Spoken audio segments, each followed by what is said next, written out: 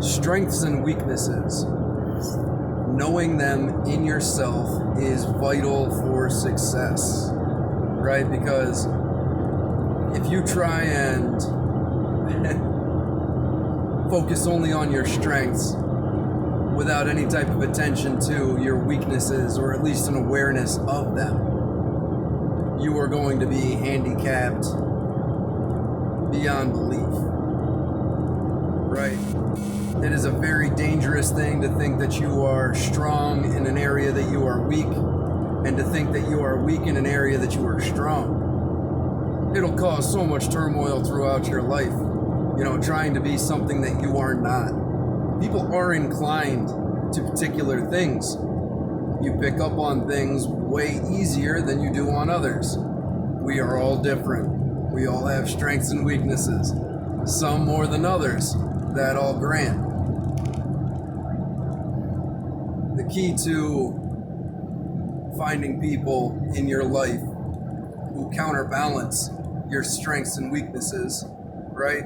You find somebody who's weak in an area that you are strong, and they are strong in an area where you are weak. Now that has the potential to be a very productive relationship indeed. Not just insofar as a romantic relationship, where in this case it is particularly vital, but also in business partnerships, in friendships, right?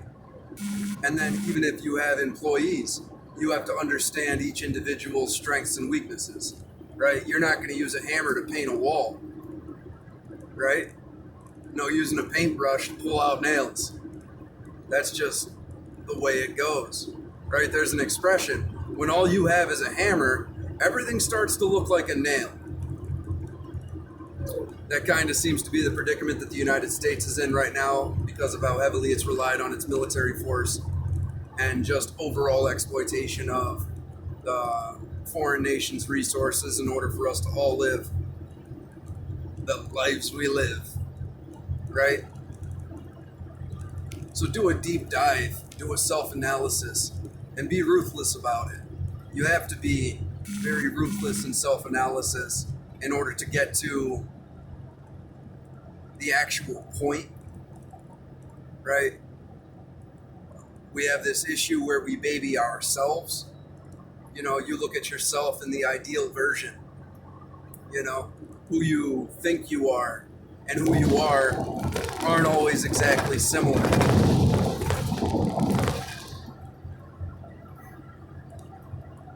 Now, it can be difficult to concede that somebody else has a more enlightened perspective, or is just simply better than you at certain aspects of existence, right?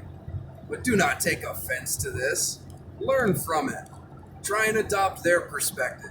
Try and see the world through their eyes, right? And in turn, you will be better. Really simple. Not easy, but simple, right? You can pick different figures throughout history that you would aspire to be like, or at least certain traits that you would like to adopt, right? And this individual that you have never met before, and history is a fact lies agreed upon, it might not even be fully true, right? But you can use this ideal version of said individual as a guide to better yourself, right? Isn't that what Jesus and all of the different religious figures are supposed to be? Is an ideal version, right? Some perfect being to strive toward, as we try and strive toward perfection in this life. If that is your goal, and I do believe that it should be, unattainable goals are the best goals, because you will constantly be striving toward them. Now, there is a certain amount of redundancy to hitting your head against the wall on the goal of perfecting yourself. But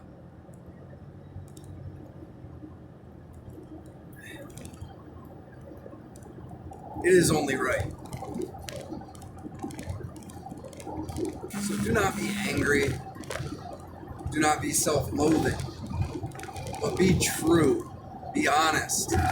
Use honesty in self-examination of yourself and other people, right? Because we idealize other people as well, right? What is it, the classic thing with your parents?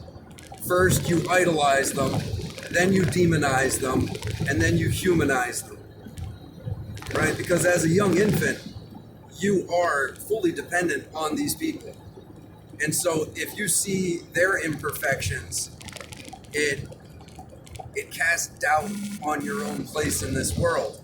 Because the person who has control over you as your protector, as your provider, as your teacher, if they are flawed, well, it's a scary thing. So you have to have this idealization of them.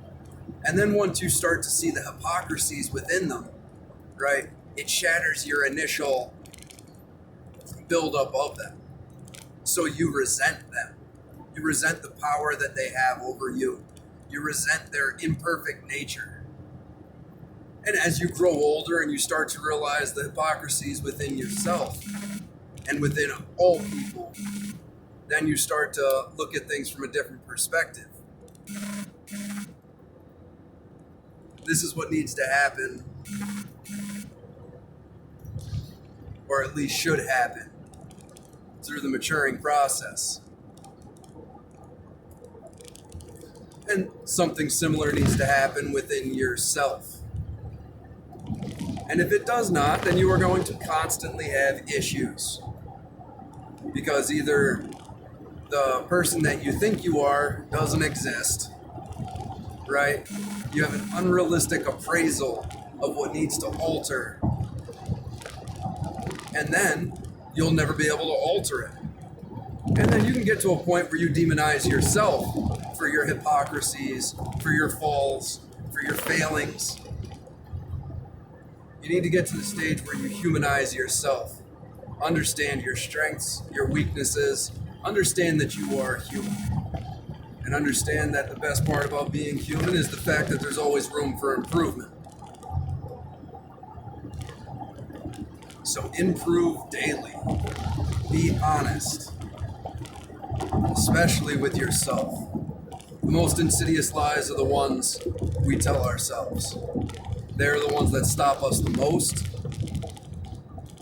They're the ones that need to be extinguished, ruthlessly cut from you, like a festering wound. Because that's essentially what it is. Take that for what you will. Find people who you would aspire to adopt at least some of their traits. Right? If there isn't something admirable in somebody that you associate with, somebody that you love, somebody that you care for, well, you got to do a lot of analysis then and figure out what it is that you are attracted to in this individual. Take that for what it is. We have more in common with each other than those that want us to fight.